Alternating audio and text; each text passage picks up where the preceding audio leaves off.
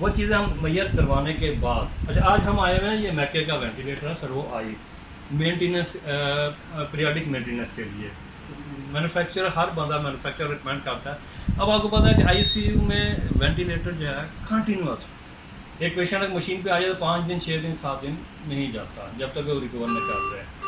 उसके लिए हम आए हैं मेंटेनेंस के लिए, पीएम की जिसको पीटीएम पीरियडिक प्रिवेंटिव मेंटेनेंस कहते हैं, या पीरियडिक प्रिवेंटिव मेंटेनेंस भी आप कहते हैं, उसके लिए आए हैं। उसमें हम फॉलो करेंगे मैन्युफैक्चरर को। हर मैन्युफैक्चरर की अपनी प्लानिंग होती है, उसके उसमें डिफरेंट जो सेटिंग है उसको चेक करने के लिए, उसके सॉफ्टवेयर की चेकिंग होगी, इसके हार्डवेयर की चीज़ें चेकिंग होगी, फिल्टर्स वगैरह को देखे जाएंगे, ब्लॉकेज होगी, जो रिप्लेसमेंट रिक्वायर्ड है वो होगी।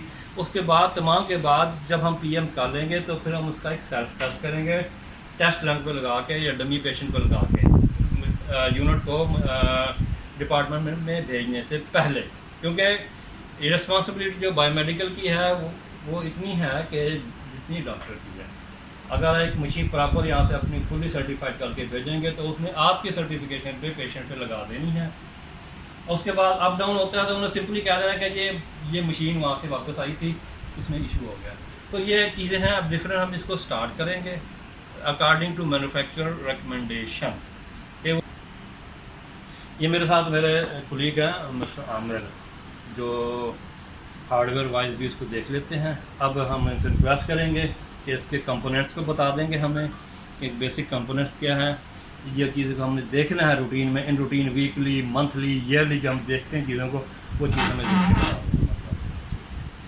अच्छा, सबसे पहले हमें वेंटिलेटर को ऑन करने के लिए मैकी के वेंटिलेटर को आप पोजीशन पे देखें तो ये एक नॉब लगी हुई है बटन की ऑन ऑफ के लिए।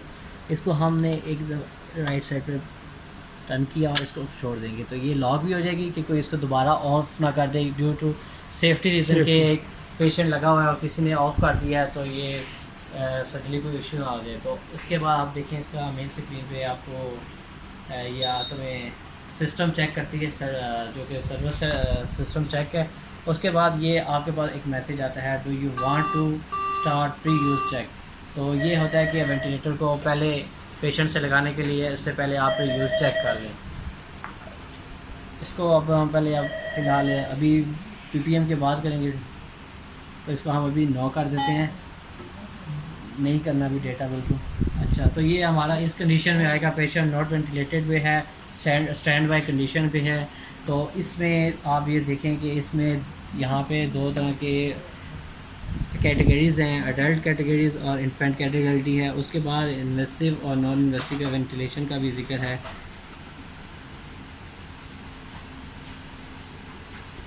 और उसके बाद अगर हम ये देखें इसके साइड व्यू पे देखें तो ये हमें ऑक्सीजन कंसंट्रेशन नज़र आ रही होती है, जो कि हम सेट करते हैं पेशेंट के कंडीशन पे कि उसको कितना करना चाहिए। उसके बाद पीप है हमारी, पॉजिटिव एंड एक्सपायरेटरी प्रेशर है कि हमने कितना एक उसके अंदर रखना है, जो कि आफ्टर एक्सलेशन के बाद सांस एक पूरा सांस पेशेंट ले लेता है। उसके बाद भी अगर जो लंग्स में हवा रह जाती है उसे हम पीप कहते हैं। और उसके बाद हमारी रिस्पायरेटरी रेट है कि हम ब्रीथ पर मिनट 1 मिनट में कितने उसको सांस डिलीवर करवाने हैं, ये वो चीज़ है। और ये टाइडल वॉल्यूम जो बताया गया है कि हमने इसको पेशेंट के वेट पे हमने डालना होता है, पेशेंट को एंथेसिक डालता है कि क्या डालना है। ये मेन चीज़ें होती हैं कि वेंटिलेटर की। आप सबसे ऊपर देखें तो फिर आपके पास कंट्रोल मोड आ जाते हैं वेंटिलेशन के। जैसे अब देखें यहाँ पे वॉल्यूम कंट्रोल है, तो मैंने इस पर देखिए तो ये इसमें बहुत सारे आपके पास ऑप्शंस आ जाते हैं कि कौन कौन से कंट्रोल पे पेशेंट को लगा सकते हैं। अब इस पे देखें जैसे वॉल्यूम कंट्रोल है, वॉल्यूम पे प्रेशर कंट्रोल है, पीआरसीबी है, पीएस है, सीपैप है। उसके बाद वॉल्यूम सपोर्ट है, एसआईएमवी सपोर्ट है, और इसके बाद एसआईएमवी प्रेशर कंट्रोल सपोर्ट है, और एसआईएमवी वॉल्यूम कंट्रोल सपोर्ट है, बाईपैप एपीआर मोड है। अब ये होता है अकॉर्डिंग टू कंडीशन। पेशेंट को एक क्रिटिकल पेशेंट आता है, उसको फर्स्ट किस मोड पे लगाना है, उसके बाद पेशेंट की जैसे जैसी कंडीशन बेहतर होती जाती है या अपने आप को सेटल करता रहता है, उस तरह से हम मोड भी चेंज करते रहते हैं, क्योंकि हमने पेशेंट को एक ही मोड पे चला के वापस नहीं उतार सकते। बेसिकली यू मीन्स कि ये सारी सेटिंग जो है वो डॉक्टर जो है वो डिसाइड करता बिल्कुल है। डॉक्टर नहीं डिसाइड करते, क्लिनिकली डॉक्टर डिसाइड करता है कि आप पेशेंट पेशेंट रिकवरी है, इसका रिस्पांस आ रहा है तो उसमें कर सकते हैं। बाद आपको मोड के एक्सेप्शन के बाद आपको देखना पड़ता है कि ये एक स्टैंड है जिसको हम पेशेंट ब्रीथिंग स्टैंड के लिए लगाते हैं। यहाँ पे हम सर्किट अटैच करते हैं पेशेंट के लिए, और ये केबल है जैसा ये देख रहे हैं, ये है नेबुलाइज़र के लिए केबल है। इस चेस्ट इन्फेक्शन के लिए जो पेशेंट को होता है उसको लगाने के लिए नेबुलाइज़र होता है, अल्ट्रासोनिक नेबुलाइज़र। इसी तरह अगर इस साइड पे आप आएँ तो ये आपको दो हॉल्स मेन ट्यूब नज़र आ रही हैं, एक एक्सपायरेटरी है और एक इंस्पायरेटरी है। यहाँ से जो मशीन है वो सांस डिलीवर करती है पेशेंट को, और यहाँ से एक्सपायरेटरी वापस टू पेशेंट और टू मशीन चला जाता है। उसके बाद अगर आप इसको